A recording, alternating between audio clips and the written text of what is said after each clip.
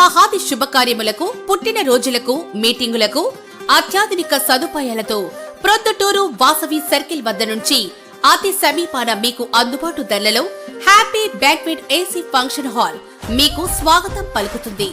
మా function hall నందు వంట సామాగ్రి మరియు విశాలమైన కార్ పార్కింగ్, అతి తక్కువ మెయింటెనెన్స్ ఖర్చుతో ఏ ఫంక్షన్ అయినా మా happy banquet AC function hall నందు జరుపుకొని ఆనందాన్ని పొందండి. బుకింగ్ కొరకు సంప్రదించండి. మా సెల్ నంబర్ 9100600238 7799900211.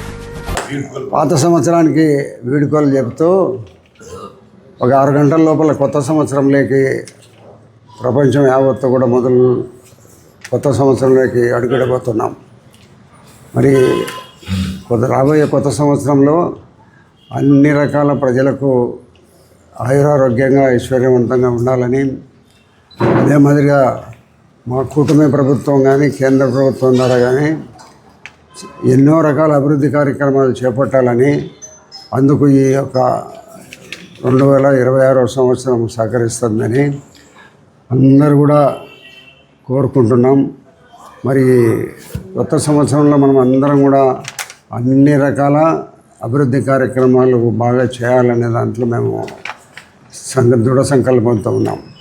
కానీ ఇప్పటికే కూటమి ప్రభుత్వం అధికారంలోకి వచ్చిన తర్వాత మరి కొన్ని డెవలప్మెంట్ యాక్టివిటీస్ చేయడం జరిగింది. ఎన్నికల్లో ఏమైతే చెప్పినామో అవన్నీ నెరవేరుస్తూ ఇంకా కొన్ని చెప్పని కూడా చేయడం జరిగింది. దాంట్లో భాగంగా తల్లికి వందనం అనేది ఒకటి ఇచ్చినాము.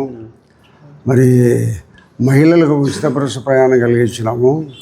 దివ్యాంగులకు ఉచిత బస్సు ప్రయాణం కల్పించినాము. అన్నదాత సుఖీభవ 46 లక్షల మందికి ఏర్పాటు చేసినాం. దీపం పథకం ఒకటి 3 సిలిండర్లు ఇచ్చినాము. వృద్ధులకు పెన్షన్లు 3,000 నుంచి 4,000 రూపాయలు పెన్షన్ చేసినాం. ఆటోలకు ఏం చెప్పకపోయినప్పటికీ ఒక్కొక్క ఆటోకు 15,000 రూపాయల సంవత్సరానికి ఇవ్వడం జరిగింది. అన్నా క్యాంటీన్లు జరుగుతున్నాయి. మరొక క్యాంటీన్ కూడా పొద్దుటూరులో పెట్టాలని కూడా ఆలోచనలో ఉన్నాము. గీత కార్మికులకు 10% ఇవ్వడం జరిగింది. ఎస్సీ కార్పొరేషను ఇవన్నీ పెట్టడం జరిగింది. ఆంధ్రప్రదేశ్లో ఉండబడిన అన్ని కార్పొరేషన్లకు అధ్యక్షులను, కార్యవర్గాన్ని నియమించడం జరిగింది. ఇంకా 1, 2, 3 ఏమైనా ఉన్నాయేమో తప్పక అందరి ఫుల్ఫిల్గా కార్పొరేషన్లన్నీ కూడా ఫుల్ఫిల్ చేయడం జరుగుతుంది. వాళ్ళకు కూడా అన్ని రకాల వసతులు కల్పించి ఇది రాష్ట్ర అభివృద్ధి కార్యక్రమాల్లో వాళ్ళందరినీ భాగస్వాములు చేయాలనే ఆలోచనతో చైర్మన్లందరినీ నియమించడం జరిగింది. అదే మాదిరిగా నాకు మన పొద్దుటూరుకి సంబంధించి దాదాపు అభివృద్ధి కార్యక్రమాలు 72 కోట్ల రూపాయలకు గ్రామీణ ప్రాంతంలో కానీ పట్టణ ప్రాంతాల్లో కానీ అభివృద్ధి కార్యక్రమాలు 72 కోట్ల రూపాయలకు కంప్లీట్ చేసినాం. ఇంకా 19 కోట్ల రూపాయలకు గ్రౌండ్ పనులు జరుగుతున్నాయి.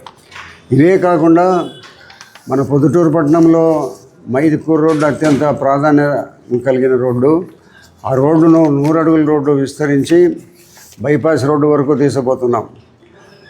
ఆల్రెడీ పనులు కూడా మొదలైనవి, జరుగుతున్నాయి. అదే మాదిరిగా మనం రిలయన్స్ పెట్రోల్ బంక్ దగ్గర నుంచి ఎర్రగుంట్ల సర్కిల్, వాసవి సర్కిల్ వరకు ఆ రోడ్లు కూడా విస్తరణ చేయడం జరుగుతుంది. అవి కూడా పనులు జరుగుతున్నాయి. పొరపాటు రోడ్డు పనులు 100 అడుగులతో విస్తరణ చేసేదానికి ప్రయత్నాలు జరుగుతున్నాయి. అవి కూడా కొంతమేరకు ఎవరైతే వాళ్ళ ఆస్తుల గల్లులు వాళ్ళు ఉన్నారో వాళ్ళందరితో మాట్లాడి కొంత దూరం చేయడం జరిగింది. త్వరలోనే 100 అడుగుల విస్తీర్ణంతో ఆ రోడ్డు కూడా విస్తరణ చేయడం జరుగుతుంది.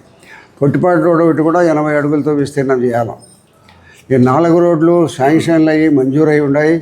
ఈ పట్టణానికి చాలా కాలం నుంచి ఈ రోడ్ల విస్తరణ జరగాల్సి ఉంది ఎప్పుడో.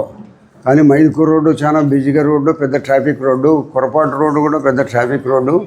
రిలయన్స్ పెట్రోల్ దగ్గర నుంచి పోయే రోడ్లో విపరీతమైన రద్దీ ఉంది. వాసవి సర్కిల్ వరకు నేను ఒక 6 నెలల కిందట పెళ్ళికి పోయి వస్తూ ఉంటే నా కళ్ళ ముందరనే ఒకడు కింద పడినాడు. అదే మాదిరిగా పొట్టిపాటు రోడ్డు కూడా బాగా ట్రాఫిక్ పెరిగిపోయిన కారణంగా ఆ రోడ్డు కూడా విస్తరణ చేయాలనే దాంట్లో మేము మార్కింగ్లు కూడా ఇవ్వడింది. కొంతవరకు పనులు చేయడం జరిగింది. ఇక మైదుకూరు రోడ్డు పని జరుగుతుంది. వాసవి మన రిలయన్స్ దగ్గర నుంచి వాసవి సర్కిల్ వరకు పని జరుగుతూ ఉంది. అదే మన కొరపాటు రోడ్డు కూడా పని జరుగుతుంది. తొందరలో మళ్ళీ పొట్టిపాటి రోడ్డును కూడా బుడాయిపల్లి నుంచి మొదలుపెట్టి దానిని కూడా చేస్తాం.